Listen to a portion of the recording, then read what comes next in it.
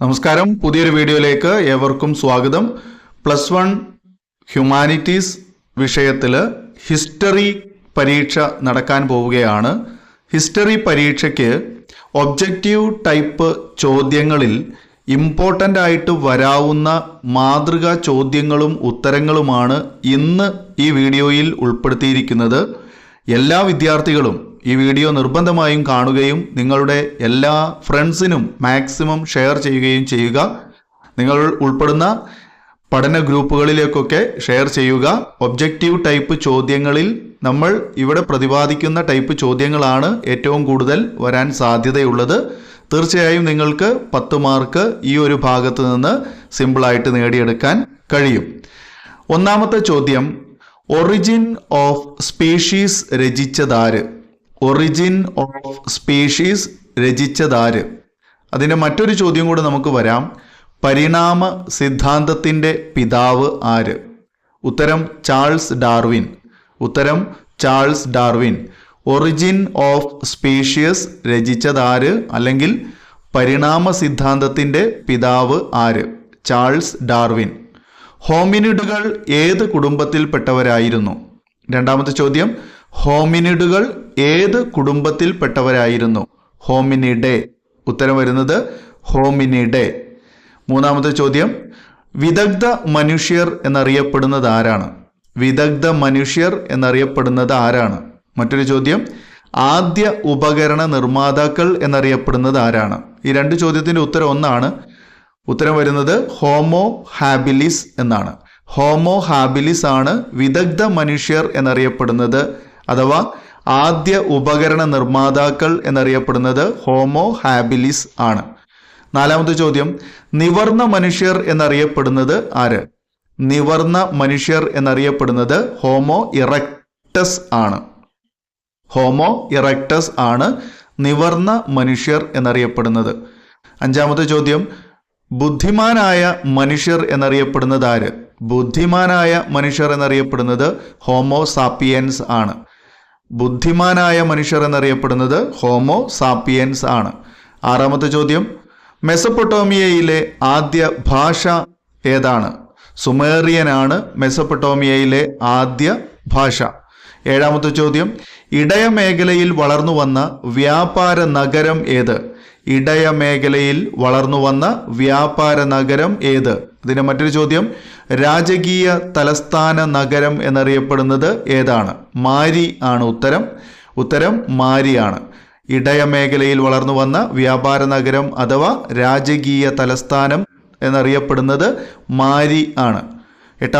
എട്ടാമത്തെ ചോദ്യം, പുൽമേടുകളുടെ ദേവൻ ആര്?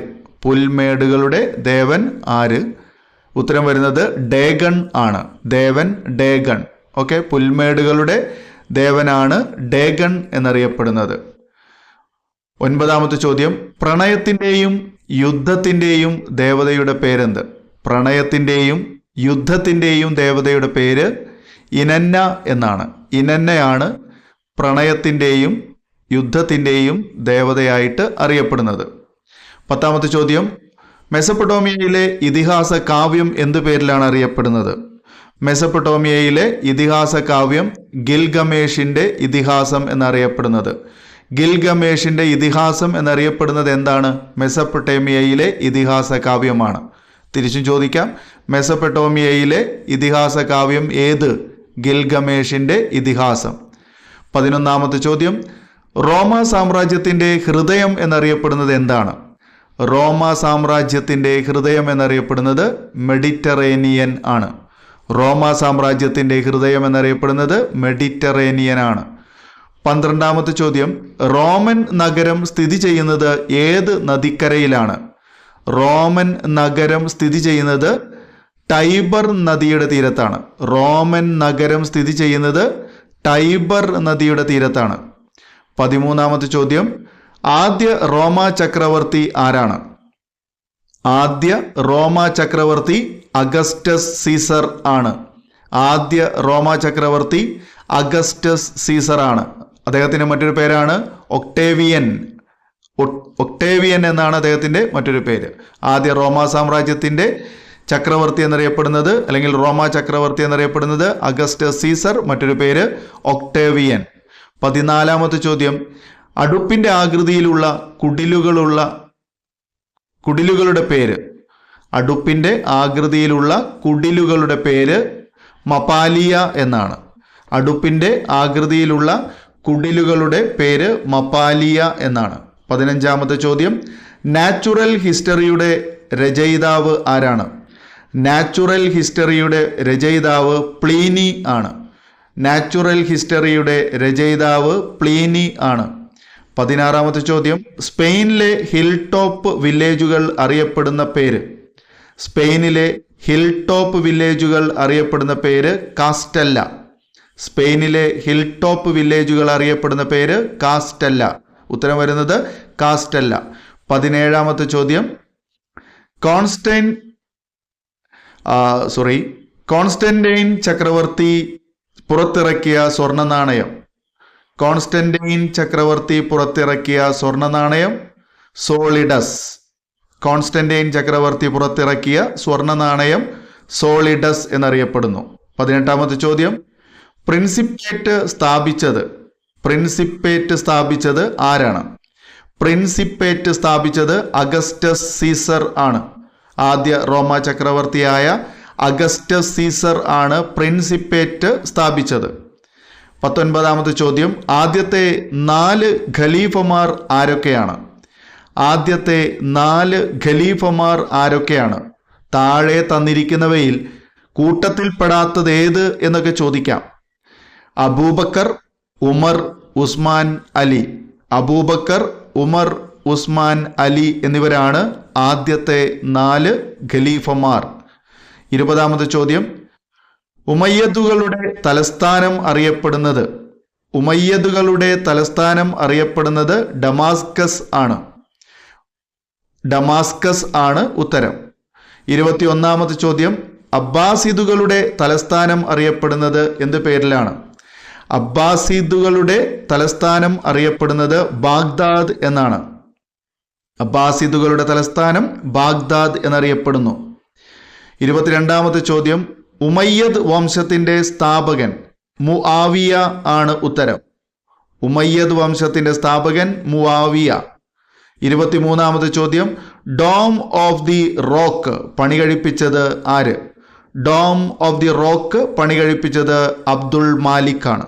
ഉത്തരം വരുന്നത് Abdul Malik. Dome of the rock പണികഴിപ്പിച്ചത് അബ്ദുൾ മാലിക്. 24-ാമത്തെ ചോദ്യം, സമാനിദുകളുടെ ആസ്ഥാന കവി എന്നറിയപ്പെടുന്നത് അഥവാ പേർഷ്യൻ കവിതകളുടെ പിതാവ് എന്നറിയപ്പെടുന്നത്. സമാനിദുകളുടെ ആസ്ഥാന കവി അഥവാ പേർഷ്യൻ കവിതകളുടെ പിതാവ് എന്നറിയപ്പെടുന്നത് രുദഗിയാണ്. ഉത്തരം വരുന്നത് രുദഗി.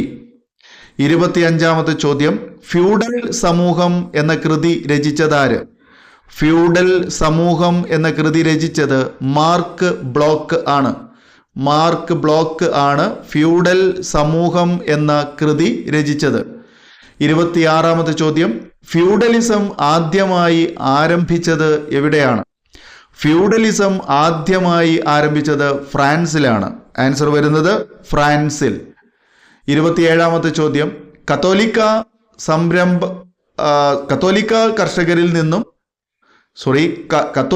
സഭ കർഷകരിൽ നിന്നും പിരിച്ചെടുത്തിരുന്ന നികുതി അറിയപ്പെടുന്നത്.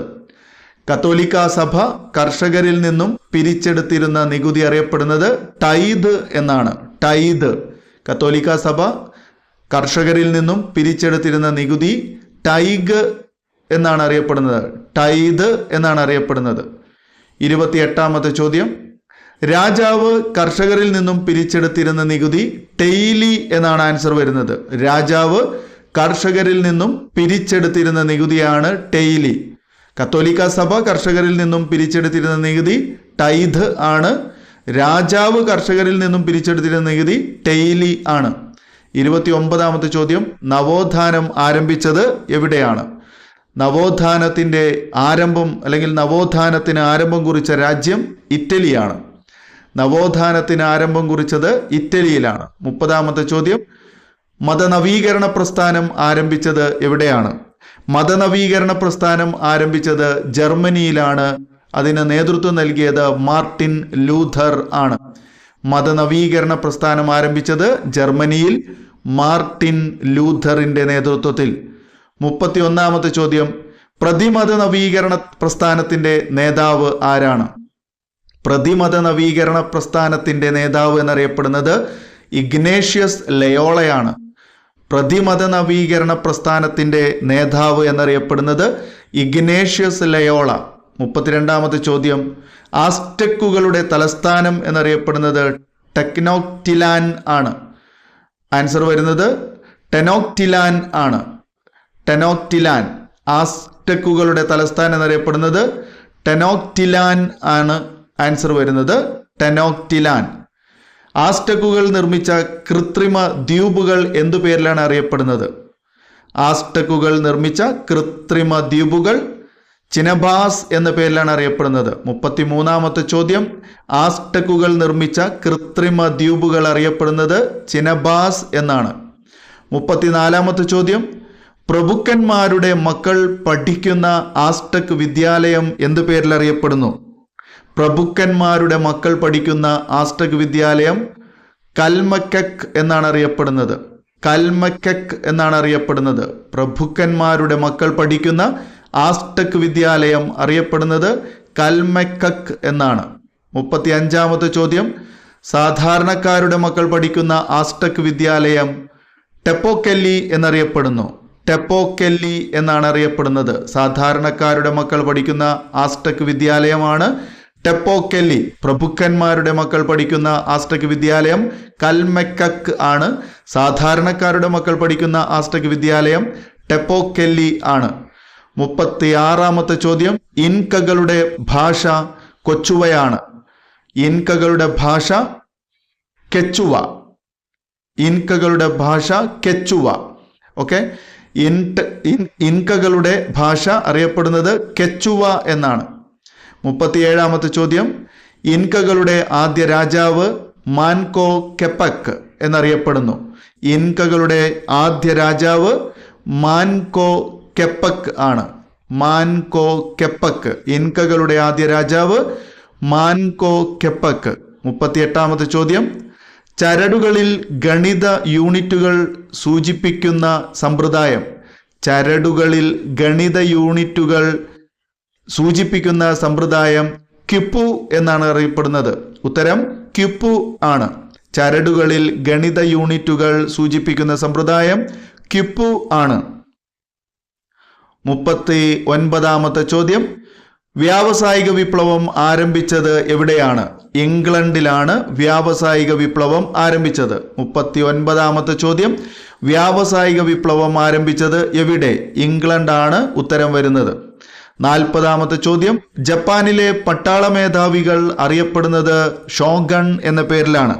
Answer Shogun. ജപ്പാനിലെ പട്ടാള മേധാവികൾ അറിയപ്പെടുന്നത് ഷോഗൺ എന്നാണ്. 41ാമത്തെ ചോദ്യം, ജപ്പാന്റെ തലസ്ഥാനമായ ടോക്കിയോയുടെ പഴയ പേര് യെദോ എന്നാണ്. ജപ്പാന്റെ തലസ്ഥാനമായ ടോക്കിയോയുടെ പഴയ പേര് യെദോ എന്നാണ്. ജപ്പാന്റെ തലസ്ഥാനമായ ടോക്കിയോയുടെ പഴയ പേര് യെദോ എന്നാണ്. അപ്പോൾ മക്കളെ, ഇവിടെ 41 ഒബ്ജക്റ്റീവ് ടൈപ്പ് ചോദ്യങ്ങളും അതിൻ്റെ ഉത്തരങ്ങളുമാണ് കൊടുത്തത്. ഇത് നിങ്ങൾക്ക് എന്തായാലും ഉപകാരപ്പെടുന്ന ഭാഗമാണ്.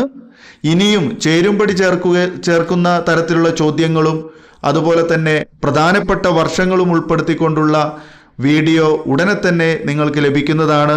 ഈ വീഡിയോ നിങ്ങൾക്ക് ഉപകരിക്കുമെന്ന് ഉറപ്പാണെങ്കിൽ തീർച്ചയായും ലൈക്ക് ചെയ്യുക, മാക്സിമം ഷെയർ ചെയ്യുക. ആദ്യമായി നമ്മുടെ ചാനൽ കാണുന്നവർ സബ്സ്ക്രൈബ് ചെയ്ത് തൊട്ടടുത്ത് കാണുന്ന ബെല്ലൈക്കൺ ഓൾ എന്ന് എനേബിൾ ചെയ്തു വെച്ചാൽ ഇനിയുള്ള വിഷയങ്ങളുടെ പരീക്ഷകളുടെ വീഡിയോസ് നിങ്ങൾക്ക് നേരിട്ട് നോട്ടിഫിക്കേഷനായി ലഭിക്കും. Thank you so much for watching.